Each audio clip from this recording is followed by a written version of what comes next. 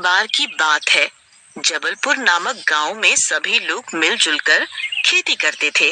वहीं उसी गांव में एक श्रापित खेत था।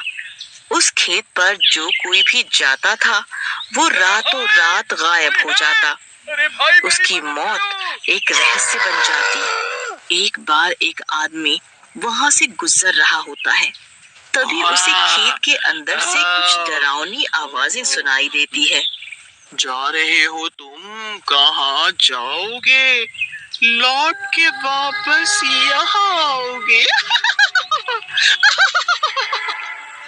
अरे ये कैसी आवाजें हैं और ये गाना कौन गा रहा है? आसपास तो कोई नजर नहीं आ रहा। तभी वो खेत बीच से जमीन चीरता हुआ दो हिस्सों में खुल जाता है और उसमें से एक चुड़ैल बाहर निकलती है और उस आदमी को खेत के अंदर खींच के ले जाती है। बचाओ बचाओ, ये चुड़ैल मुझे अंदर ले जा रही है, ये मुझे मार डालेगी। कोई तो मुझे बचाओ चुड़ैल से।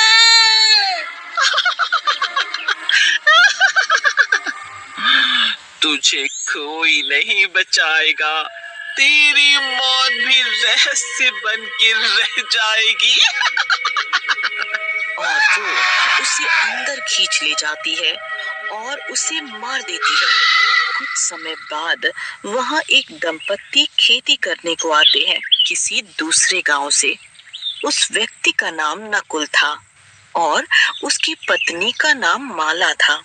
वे गांव में एक खेत का टुकड़ा खरीदने के लिए जमींदार से मिलने जाते हैं। जमींदार जी, मेरे पास इतने ही पैसे हैं, अब इतने में जो खेत मिल सके मुझे दे दो। अच्छा सौदा है, कर लेता हूँ। पैसे कम हैं तो क्या हुआ, वो खेत भी तो फालतू ही पड़ा है, उसे ही बेच देता हूँ। और सच्चाई से बेखबर नकुल कम पैसों में श्रापित खेत खरीद लेता है। एक दिन जब नकुल खेत में फसल उगाने की सोचकर अपने उसी खेत को खोदने गया, तभी उसके पैर में चोट लग गई और वो वापस अपने घर आ गया। तभी उसकी पत्नी उसे देखकर कहती है, अरे अरे अरे, तुम्हें ये चोट कैसे लग गई जी?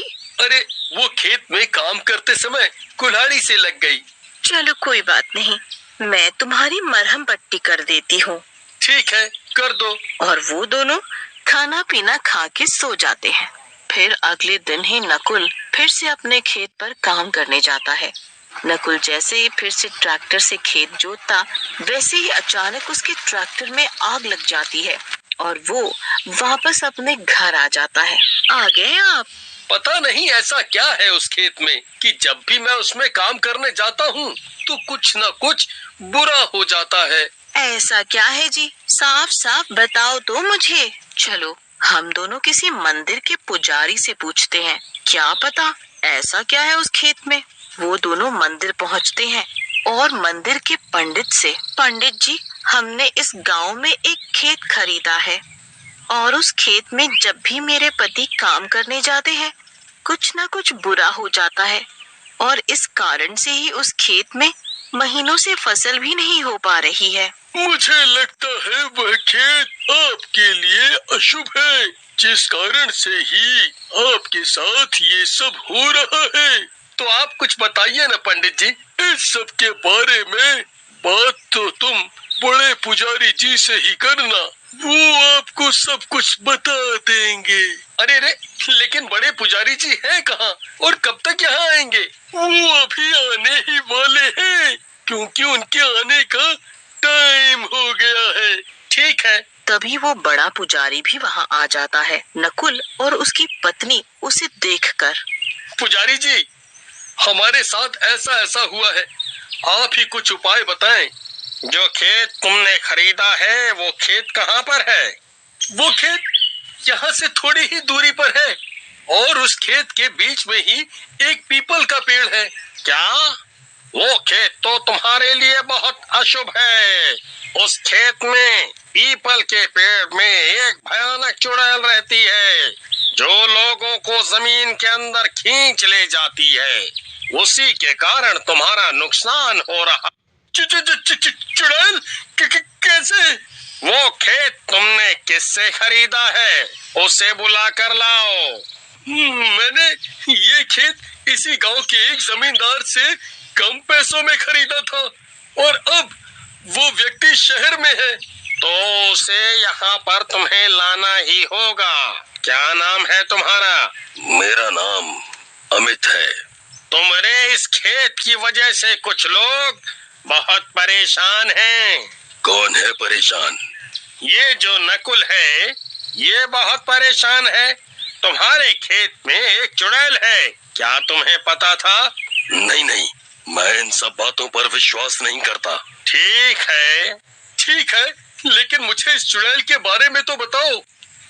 इस खेत में कुछ वर्षों पहले एक औरत को जिंदा जला दिया था और उसका अंतिम संस्कार नहीं किया गया था। तब से वो औरत चुड़ैल बन गई है और इस खेत में वहां पर काम करने वाले को हर बार ऐसे ही मारा है। क्या? कुछ साल पहले यहाँ पर एक मजदूर अपनी पत्नी के साथ इसी खेत में काम करता था। वे दोनों दिन रात मेहनत करते थे। तभी एक दिन जब वो अपने खेत पर काम करने जाता है तो वो चुड़ैल उसको खेत में नीचे खींच ले जाती है। वो बहुत चिल्लाता है, बचाओ बचाओ, कोई तो मुझे बचाओ, ये चुड़ैल मुझे जमीन के अंदर खींच कर ले जा रही है। लेकिन कोई उसकी मदद नहीं करता और वो मर जाता है। फिर उसके बाद क्या हुआ? उसके बाद उसकी पत्नी उस जमींदार के पास जाती है और बताती है, और जब कोई मजदूर उस खेत में काम करने जाता है तो वो उस मजदूर को ऐसे ही अपने अंदर खींच लेती है। ऐसे करके धीरे धीरे वो सबको परेशान करती है। तो क्या हुआ फिर उसके बाद? फिर एक तांत्रिक को बुलाया गया और उसने उस चुड़ैल को अपने वश में करने के लिए बहुत प्रयास करे।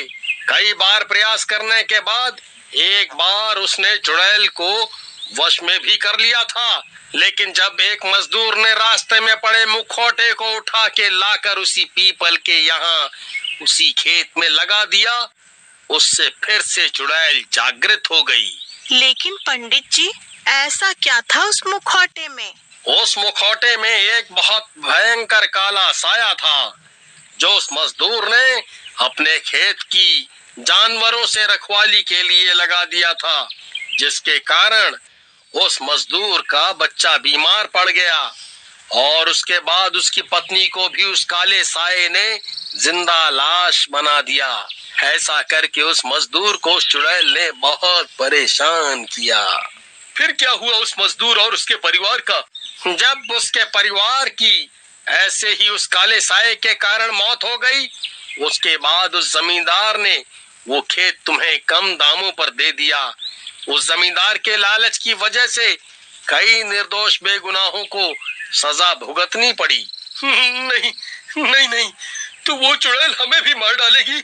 नहीं नहीं, हमें नहीं मरना है। नहीं, ऐसा नहीं होगा। तो हमें बचा लो पुजारी जी। इसके लिए तुम्हें उस खेत में जाकर उस चुड़ैल की आत्मा का अंतिम संस्कार करना पड़ेगा और ये काम सिर्फ तुम ही कर सकते हो, क्योंकि वो खेत तुम्हारा ही है।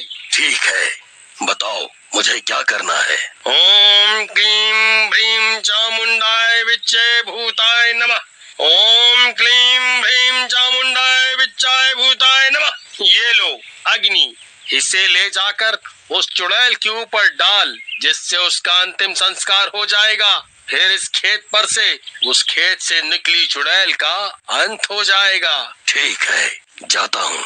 अमित ने ऐसा ही कर उसमें वो अग्नि ले जाकर उसी जगह उस चुड़ैल के ऊपर बिना देर किए डाल दी।